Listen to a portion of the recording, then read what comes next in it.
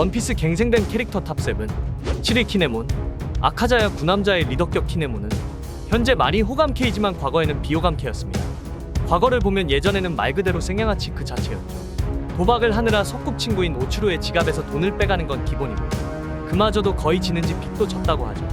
그러다 어느 사무라이들이 산신인 흰 멧돼지를 사로잡자 그걸 빼앗고 옷과 지갑까지 덤으로 삥을 뜯은 다음 비싸게 팔려고 했습니다. 그 새끼 멧돼지는 산신의 자식이었고 자신의 자식이 납치되자 분노한 산신이 마을로 찾아와 날뛰자 덴지로와 함께 식겁해하던 중 코즈키 오뎅이 나타나 그 멧돼지를 내놓으라 합니다. 오뎅이 멧돼지를 넘기라고 하자 키네몬은 멧돼지에게 걸린 포상금 때문에 거절하는 폼을 보여주었습니다. 그러나 맨 처음 그 멧돼지를 훔쳤던 일당이 자기 동료들과 오츠루가 산신에게 잡아먹혔다고 말하자 오츠루를 구하기 위해 키네몬은 산신에게 덤비죠. 하지만 속수무책으로 당하고 있던 순간 오뎅이 산신을 베어내서 오츠루를 비롯한 산신에게 잡아먹혔던 사람들을 구출해내었습니다. 키네몬은 자기가 그 멧돼지를 마을로 데려와서 이 소동이 벌어진 거라고 말하려는데 오뎅이 한 대 때려 말하지 못하게 하고 자기 지신 것으로 알려지게 했죠. 이 일로 오뎅에게 제대로 반했는지 친구인 덴지로와 함께 멋대로 오뎅의 부하로 들어갔습니다. 그리고 야스이에에게서 오뎅의 부하가 너희 같은 양아치들이면 오뎅에게 망신일 뿐이니까 의복을 갖추고 책을 사서 학문과 예절을 익히라면서 돈을 주었죠. 그 후 그 충고대로 동료들과 함께 말투와 예절을 고치고 제대로 사무라이다운 모습이 되어서 오뎅과 함께 수도로 금미환영하게 되죠. 하지만 카이도우와 오로치의 작당으로 주군인 오뎅을 잃게 되었습니다. 억울하게 처형된 주군을 뒤로하고 코즈키 가문을 지키기 위해서 침통한 마음을 안고 동료들과 함께 오뎅의 성으로 달려갔으나 이미 성은 카이도우에 의해 불타고 있었습니다. 하지만 키네몬 일행은 포기하지 않고 성 안에 들어왔고 그곳에서 모모노스케와 오뎅의 부인 토키 딸 히요리를 발견했죠. 토키는 키네몬 일행에게 여기가 자신의 종착점이라는 말과 함께 본인이 미래로 시간이동이 가능한 시간 열매의 능력자라는 사실을 밝혔습니다. 키네몬은 이미 결심을 굳힌 토키에게 눈물을 흘리면서 반드시 오로치와 카이도를 쓰러뜨리고 와노쿠니의 개국을 이루겠다고 맹세했고 토키의 능력으로 모모노스케와 3명의 동료와 함께 20년 후에 와노쿠니에 도착했습니다. 그리고 아카자야 구남자들과 복수를 위해 카이도우와 싸우다 장렬하게 리타이어 되었습니다. 6위 아슈라 동작. 과거에는 잔인하고 흉폭한 빌런이었습니다. 가난한 마을인 쿠리를 점령해 시민들을 괴롭히고 활개를 치며 뱀의 목을 잘라서 나온 피를 마시는 등 무시무시한 포스를 보여줬죠. 이후 막수도에서 추방된 당시 18살의 오뎅이 나타나자 호기롭게 오뎅에게 덤볐지만 산적단이 통째로 제압당하며 본인 역시 오뎅에 의해 쓰러졌죠. 이윽고 자신을 죽이라고 일갈하지만 오뎅은 너희들의 왕이 될 테니 지혜와 힘을 내놓으라며 그를 살려줬습니다. 이후 오뎅에 의해 불량배들이 통합되어 쿠리의 평화가 도래하자 오뎅에게 처음으로 고마움을 표시했습니다. 그렇게 오뎅이라는 호걸에게 반해 그를 따르기 시작하고 세 사람이 되어 효고로의 지원을 받아 열심히 무예와 지식을 습득해 누구도 무시 못할 정도로 거물이 되었습니다. 그 후 오뎅이 카이도우와 오로치를 치려고 하자 같이 따라 나서 전투를 벌였고 오뎅이 카이도우에게 당하자 경악한 사이에 누군가에게 뒤에서 칼침을 먹고 쓰러졌고 그 후 오뎅이 죽고 몇십 년 동안 와노쿠니에 있다가 키네몬과 다시 재회하고 다시 마음을 다잡아 카이도우를 같이 치러 합세했습니다. 5위 베라미. 자야의 모크타운에서 첫 등장하며 처형인 로시오와 도박을 하다 패배하자 돈을 가져가려는 로시오의 손을 칼로 찍어버리고는 속임수를 썼냐는 어거지를 부리며 그를 공격하죠. 그리고 루피의 현상금이 갱신되기 전 현상금을 보고 얕잡아보며 술집에서 기습을 가했죠.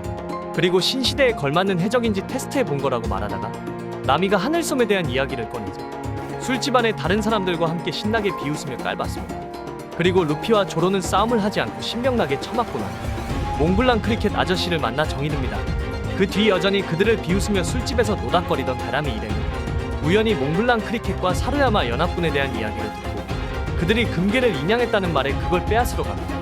남이 고생해서 얻은 보물을 빼앗는 게 각별한 맛이 있다는 이유였죠. 하필 루피 일행은 사우스 버드를 잡으러 숲에 가 있었고 그들은 그 사이 몽블랑 크리켓, 마시라, 쇼조를 폭행하고 금괴를 가져갔죠. 결국 싸울 이유가 생긴 루피는 동트기 전에 오겠다며 금괴를 되찾으러 모크타운으로 가 베라미에게 한 방을 먹여줍니다. 그 후 도플라밍고가 와서 너 같은 부하는 필요 없다며 베라미를 만신창이로 만들었습니다. 아무튼 겨우 죽음을 면한 뒤에는 자신이 그토록 비웃었던 하늘섬에 도전해서 스카이피아에 발을 디뎠는데 이 과정에서 동료를 모두 잃었지만 가치관이 완전히 바뀐 베라미는 스카이피아에서 거대한 황금 기둥을 가져와 다시 도플라밍고에게 충성을 맹세했죠. 그 후 2년 동안 드레스로자를 비웃는 국가들을 도플라밍고를 위해 무자비하게 해치웠다고 하며 그 공로로 드레스로자의 국민들한테 열렬한 지지를 받고 있었다고 합니다. 변장한 루피를 2년의 시간이 지났음에도 단번에 알아본 베라미는 스카이피아에 다녀온 것을 통해 사상이 크게 변했다고 하며 자신은 루피를 더 이상 비웃지 않는다고 이야기하는데, 이에 루피가 하늘섬의 사람들에게 무슨 짓을 하진 않았겠지 라고 물었을 때는 안경을 올리고 웃으면서 글쎄다 라는 말로 얼버무렸죠. 그래도 정신적으로 성장한 베라미의 변화한 모습에 루피도 어느 정도 호감을 가졌는지 콜로세움에서 베라미를 응원했습니다. 그러나 이후 도플라밍고가 경기장에서 몰래 루피를 암살하라는 지령을 내리자, 이에 베라미는 루피가 자신을 응원해준 것을 떠올리며 인상을 구깁니다. 루피가 시블록에서 우승한 이후에는 캐번디시가 자신이 루피를 죽이겠다고 말하는 것을 엿듣고 있을 때에도 여전히 인상을 구겼죠. 여러모로 마음속 갈등이 큰 듯합니다. 이후 마음을 다잡고 조로와 대화 중인 루피에게 다가가려는데, 갑자기 돈키호테 패밀리의 최고 간부 중 하나인 디아만테의 부하 델린저가 도플라밍고의 명령이라며 넌 어차피 암살 실패할 테고 거슬리니까 그냥 죽어라는 말을 하자 충격을 받았습니다. 결국 델린저에게 제거당하려는 찰나에 바르톨로메오가 베리어를 쳐줘서 목숨은 건지게 되고, 끝까지 믿었던 도플라밍고가 자신을 버렸다는 말에 삶의 목적을 잃은 채 자포자기하던 중 바르톨로메오로부터 그렇게 허무하게 삶을 끝내지 말라는 충고를 듣습니다. 그리고 도플라밍고에게 찾아가 진짜 죽이려고 했냐고 물어봤지만 싸늘하게 너와 나의 목표가 다르다면서 베라미를 이용해 루피와 싸우게 하죠. 그 후 루피가 베라미를 끝내주고 루피는 도플라밍고를 쓰러뜨립니다. 그 다음 맨셸리 공주의 능력을 통해 무사히 완치된 베라미는 로우에게 왜 날 죽게 놔두지 않았냐고 묻지만 로우는 루피가 자신의 친구니까 살려달라고 부탁했기에 살려주었다고 답했죠. 이후에는 다른 콜로세움 참가자들 중 많은 수가 밀짚모자 일당의 사나이적단에 가입하겠다고 선언하는 동안 베라미 혼자만 모습을 보이지 않았습니다. 결국 베라미는 루피의 산하로 들어가지는 않고 혼자만의 길을 걷기로 결심한 것으로 보이지만, 그래도 만약을 위해서라며 루피의 비브르 카드를 가져가긴 했죠. 베라미 해적단은 진작에 해체됐고 그동안 의탁했던 돈키호테 패밀리도 사라져서 그런지 해적일을 그만두고 염색 마을에서 세리자와라는 장인 밑에서 염색공 일을 하고 있는 모습으로 등장했습니다. 세리자와가 베라미의 재능을 눈여겨보고 매일 체벌이 동반된 혹독한 지도를 하고 있지만 성질을 부리지 않고 착실하게 일을 배우고 있었죠. 아무래도 완전히 갱생하고 살아가기로 마음먹은 듯합니다. 사위장고, 캡틴 크로의 오른팔 장고는 최면술로 사람을 조종하는 능력이 있죠. 우솝이 사는 마을에 쳐들어가 크로와 같이 돈을 한탕 챙기려고 했습니다. 이때 나미를 기습으로 찔러서 쓰러뜨리는 모습을 보여주었습니다. 하지만 우솝 해적단 꼬마 셋에게 급소를 맞기도 하는 등 굴욕적인 모습을 보이다가 결국 우솝이 쏜 화약성의 헤드샷을 당해 허무하게 박살나고 말았죠. 그리고 해군에게 쫓기는 신세가 되었고 턱수염남으로 변장에 밀어볼 댄스 콘테스트에 출전했습니다. 그리고 결승전에서 일전에 상디에게 박살났던 해군 본부 대위 풀보디를 꺾고 우승했습니다. 이 과정에서 풀보디와 장고 사이에 기묘한 우정이 싹트게 됩니다. 허나 풀보디가 해군이고 자신을 잡기 위해서 이 섬에 왔다는 사실을 알게 되자 당황했죠. 그때 튤립 해적단이 마을을 습격하자 풀보디와 해군들이 거기에 맞서느라 정신없는 사이 장고는 도망치면서 멍청한 해군들이라고 비웃었죠. 한편 풀보디는 이래봬도 나름 강자이기에 튤립 해적단을 쓸어버리는가 했지만 민간인 여성이 인질로 잡히는 바람에 털리고 말았죠. 그런데 그 순간 도망가던 장고가 돌아와 인질을 풀어주고 풀보디와 힘을 합쳐 튤립 해적단을 쓰러뜨리는 의외의 모습을 보였습니다. 그러나 해적이라는 사실이 탄로났으므로 풀보디에게 체포되고 말죠. 이미 마음을 굳힌 상태였기 때문에 아무런 저항 없이 잡혔고 이걸 보는 해병들은 눈물을 흘렸습니다. 재판에서 내려진 판결은 교수형인데, 그러나 풀보디가 장고를 전력으로 변호하고 재판장들이 그 우정에 감격해서 장고는 사면을 받았습니다. 그리고 사면을 받았지만 해적과 해군이라는 관계 탓에 친구로 있을 수는 없었고 아예 최면으로 그 우정을 잊어버리려 하죠. 다른 해병들도 울면서 이를 바라보는데 갑자기 지나가던 미녀 대령 희나에게 반해버려서 해군으로 전직하게 되었습니다. 해적을 변호한 죄로 3등병으로 강등된 풀보디와 나란히 3등병으로 희나 휘하에서 일하고 이후 본편에서 풀보디와 함께 희나를 따라 정상전쟁에도 참전했죠. 그리고 노력해서 소령으로 승진했다고 합니다. 사미아치, 피셔 타이거가 죽고 징베가 칠무의 제안을 받아서 해방된 소꿉친구인 아론을 따라서 이스트 블루로 향했습니다. 새로운 선장 징베가 이끄는 태양 해적단에 머무르지 않았던 이유는 그냥 아론이랑 더 친해서이죠. 말하자면 친구 따라 지옥 간 거죠. 처음에는 본인도 영 찜찜했는지 떠나는 길에 뒤를 돌아보며 다소 고민하는 듯한 모습을 보였죠. 하지만 워낙 단순한 성격이라 아론 일당의 분위기에 곧바로 융화되었습니다. 덕분에 나미의 유년 시절을 지옥으로 만드는 데 본의 아니게 일조했습니다. 딱히 직접적으로 학대에 가담하지는 않았지만 하치가 나미가 그린 해도를 발견하는 바람에 아론의 눈에 들어 8년이나 측량사로 죽어라 고생했습니다. 다만 어쨌거나 아기는 없었는지 훗날 다시 만났을 때 나미도 물론 전혀 반가워하진 않았지만 그렇게까지 적대하진 않았죠. 그리고 조로에게 패배하고 감옥선에서 아론 일당 중 유일하게 탈출에 성공하고 고향으로 돌아가는 길에 모험을 했습니다. 모험하는 길에 바다멧돼지를 구해주자 바다 멧돼지가 보답한답시고 토해낸 인어 케이미와 말하는 불가사리 파파고와 만납니다. 자신에게 감사하는 케이미를 보고 어리둥절해하다가 우연히 마주친 과거의 동료 마크로 일당에게 전설의 타코야키 소스가 숨겨진 장소를 표시한 지도를 받고 케이미를 팔았죠. 맛있는 타코야키를 만들어서 다시 자신이 짝사랑하는 여성 문어 어인 옥토파코에게 고백할 생각에 들뜬 하치는 지도에 표시된 장소에 도착하지만 거기에 소스는 없고 거대한 문어 버섯만 있었습니다. 자신이 속았다고 생각한 하치는 버섯을 박살내고 곧장 마크로 일당에게 되돌아가 보복했습니다. 하지만 지도는 진짜였죠. 버섯의 머릿속에 전설의 타코야키 소스가 숨겨져 있었던 것이었죠. 거기에 버섯 또한 타코야키의 재료로 쓸 수 있었습니다. 그런데 하치는 사과는커녕 케이미를 풀어주고 마크로가 갖고 있던 보물까지 싸그리 털어가고 마을 사람들을 위해서 하치는 케이미와 파파고와 타코야키를 만들기 시작했죠. 그 후 케이미를 노리는 인신매매단 마크로 일당을 물리치면서 충실한 하루하루를 보내다가 마크로와 손잡은 듀발의 날치 라이더즈에게 잡히고 맙니다. 그리고 밀짚모자 일당의 도움을 받죠. 감사의 표시로 밀짚모자 일당에게 타코야키를 대접하고 어인섬을 찾는 밀짚모자 일당에게 코팅업자 레일리를 주선해주기 위해서 그들을 샤본디 제도로 이끌죠. 하지만 또 케이미가 경매장에 끌려가고 하치는 철룡인에게 총상을 당해 쓰러졌는데 이에 루피가 나서려 하자 하치는 내가 옛날에 나쁜 짓을 했으니까 벌을 받은 거다. 나미에게 다시 한번 정말 미안하다 라면서 끝까지 말리지만 차를로스가 다시 총을 쏘려 하자 제대로 뚜껑이 열린 루피는 곧바로 차를로스의 죽방을 날려버립니다. 그리고 어인섬에서도 나미가 동생 아론의 만행에 대한 책임을 지겠다고 고개를 숙인 징배를 흔쾌히 용서하자 눈물을 흘렸습니다. 하치 역시 나미에게 지울 수 없는 상처였죠. 어머니 같은 벨메이를 눈앞에서 쏴 죽인 과거를 잘 알고 그걸 뉘우치고 있었기에 이전에 징배에게 우린 나미한테 100번 사죄해도 용서받을 수 없을 만큼 큰 상처를 줬어 라고 말할 때도 괴로워하며 후회하고 있었습니다. 2위 헤르메포. 조로가 마을 꼬마 리카를 구하기 위해서 자신의 늑대를 배자 모건의 아들 헤르메포는 아빠백을 활용해 열받아서 그를 잡아들이는 미친 모습을 보여주었습니다. 사실 조로의 실력이라면 얼마든지 도망갈 수 있었지만 만약 자신이 내빼면 리카가 독박을 쓸 처지여서 순순히 연행되었죠. 헤르메포는 그냥 죽이면 재미가 없다며 한 달 동안 땡볕 아래에서 아무것도 먹지 않고 버틴다면 풀어주겠다고 비열한 거짓말을 했지만 조로는 이 말을 믿고 진짜로 버티려 했죠. 그리고 리카가 만든 주먹밥을 뺏어 먹었다가 소금 대신 설탕을 넣은 것을 알고 뱉은 다음 짓밟았습니다. 그리고 루피에게 얻어터지고 이후 징징대며 아버지에게 달려가서 고자질하지만 도리어 한심하다며 아버지께 한 대 더 맞습니다.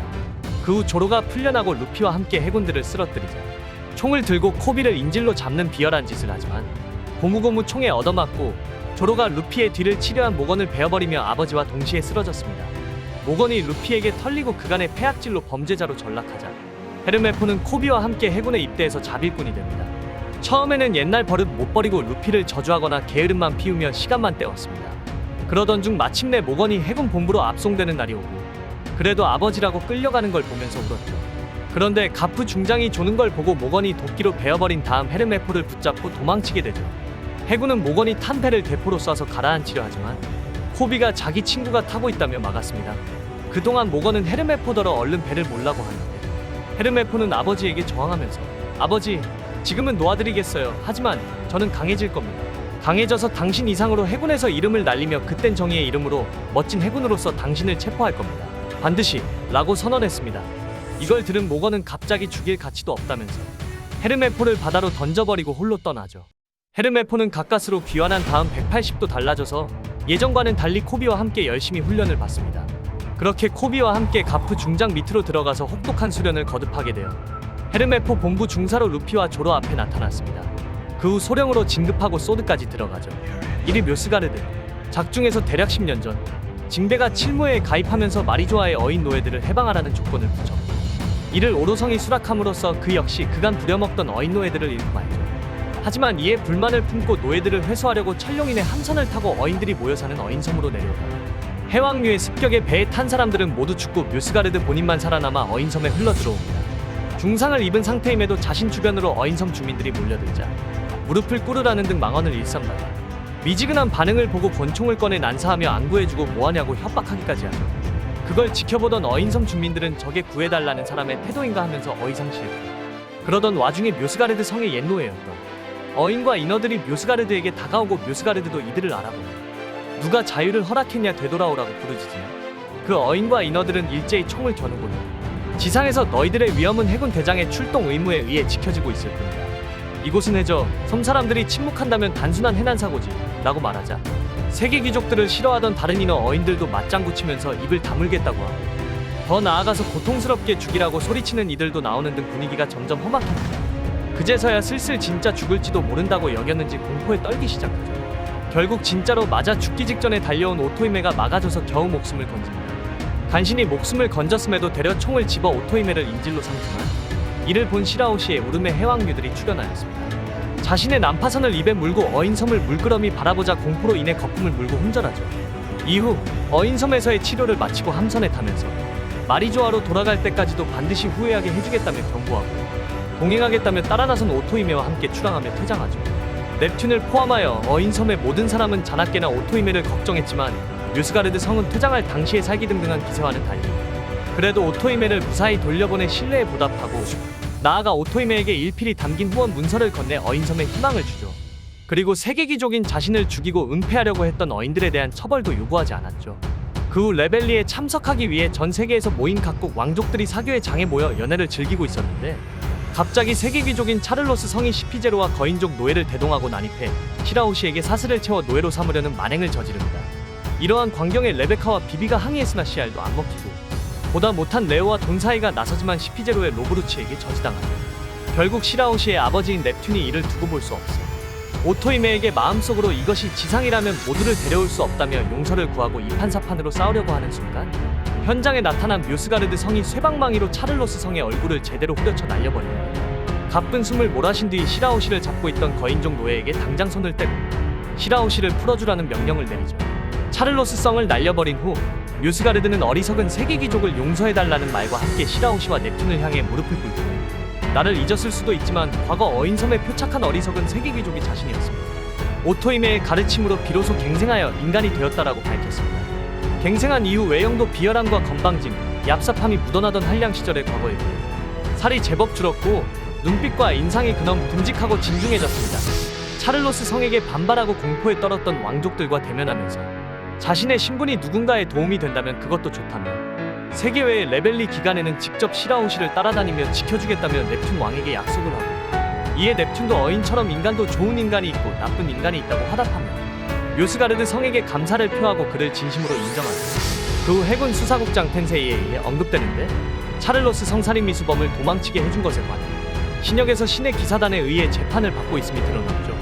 한 컷에서만 지나가듯 등장하지만 레벨리 당시의 차를로스 폭행 사건보다도 더욱 진지하고 냉혹한 표정을 지은 것으로 보아 뮤스가르드 성 본인은 작정하고 범인을 도와준 것으로 추정되죠. 회상신에서 레벨리 당시의 전모가 드러나게 되는데, 시라오시를 포기 못한 차를로스 성이 쿠마까지 동원해 시라오시를 데려가려 하자 아이 지상과 절연할 각오로 후카보시가 차를로스 성에게 달려들고, 너희들이 그러면 안 된다라며 가로막죠. 그러면서 레오와 사이가 대신 달려나가려 하자 본인도 차를로스에게 분통을 터뜨리며 책임은 전부 자신이 지겠다며 허락하고, 후카보시에게 당신은 어인섬의 왕자로 도망칠 수 있는 해적들과 달리 짊어져야 할 나라가 있지 않느냐며 막았죠. 뮤스가르드를 보고 자신을 때린 걸 떠올린 차를로스가 쿠마를 통해 뮤스가르드까지 죽이려 드나, 그 전에 사이와 레오의 합동 공격에 차를로스가 마치 찌그러진 종이처럼 납작해지자 주변 왕족들이 철룡이 살인 사건이 일어났다며 패닉에 빠져 도망가고 로즈워드 성마저 아들이 납작해진 것에 충격받았죠. 텐세이가 말한 차를로스 살인 미수 사건 용의자가 도주하는 걸 도운 혐의라는 것은 용의자인 사이와 레오의 도주를 뮤스가르드 성이 도왔고, 이로 인해 신의기사단에게 재판을 받게 되었다는 뜻이죠. 결국 이후 신의기사단의 최고사령관 피거랜드 갈링성이 직접 사형을 선고했고 처형당했습니다.